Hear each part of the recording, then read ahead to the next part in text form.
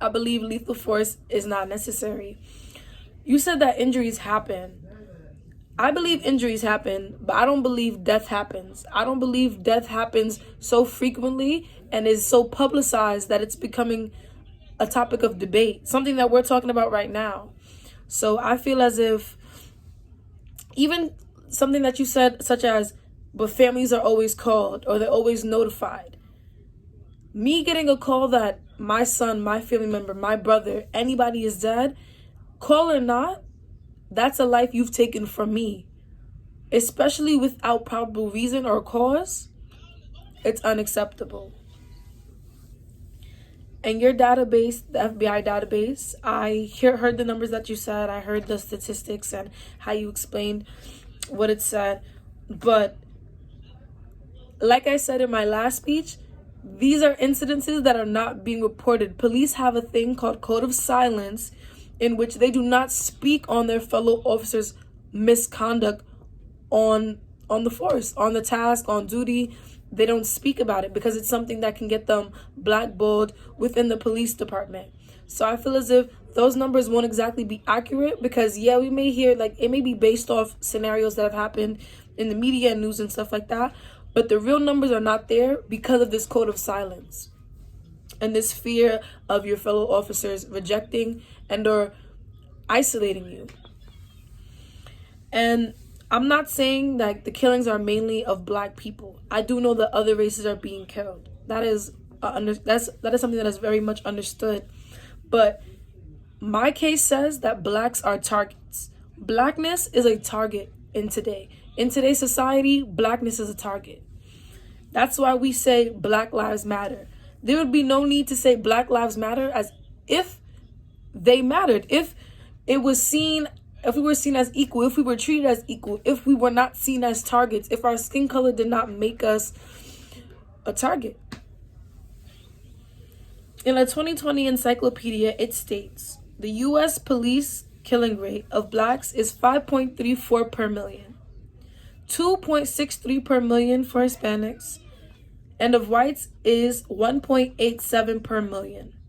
It also states the U.S. police killing of blacks is 2.86 times the U.S. killing of whites. These are statistics. This is what has been shown to be true. Black lives are being taken far more than white lives. The United States and Armed Forces defines deadly force as force that is likely to cause or that a person knows or should know would create a substantial risk of causing death or serious bodily injury. So this means whenever force is used, you have a knowledge of what you're about to do when you're doing deadly. When you're practicing lethal force on someone, you have the knowledge of what is going to happen in the situation.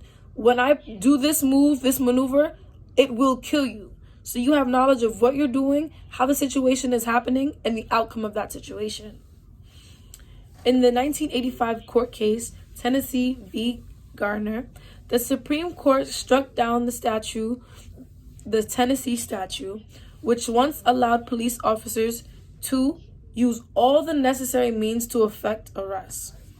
This is a very general statement, which basically says, by any means necessary, whatever you have to do to get that person arrested. And that creates that creates such an open field for recklessness, violence, targeting, and unreasonable killings.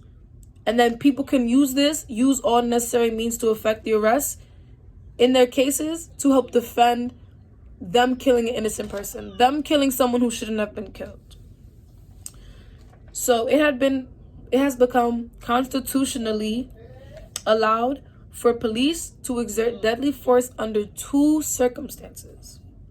Number one, to protect their life or the life of another innocent party. This is called defense of a life. And number two is from preventing a suspect from escaping.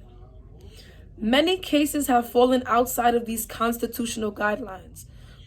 There have been killings without any of these, one or second, for the first or the second reason, being part of it.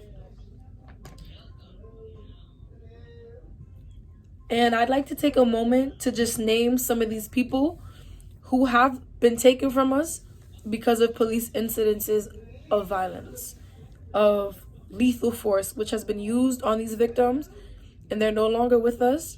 But I feel as if it's important to say their names. Justin Howell, Sean Monterosa, Jamel Floyd, George Floyd, Rayshard Brooks, Daniel Prude, Alton Sterling, Breonna Taylor, Atatiana Jefferson, Aura Rosser, Stephen Clark, Botham Jean, and Philando Castile. It's important to say all these names and to remember that, yes, it is important for officers to do their job, but once you take a life, just as I would be prosecuted and I would be held responsible, they should be held accountable the same way. Because constitutionally, they do have the right to use deadly or lethal force, but under two circumstances. And in many cases, these are not the circumstances which these cases fall under.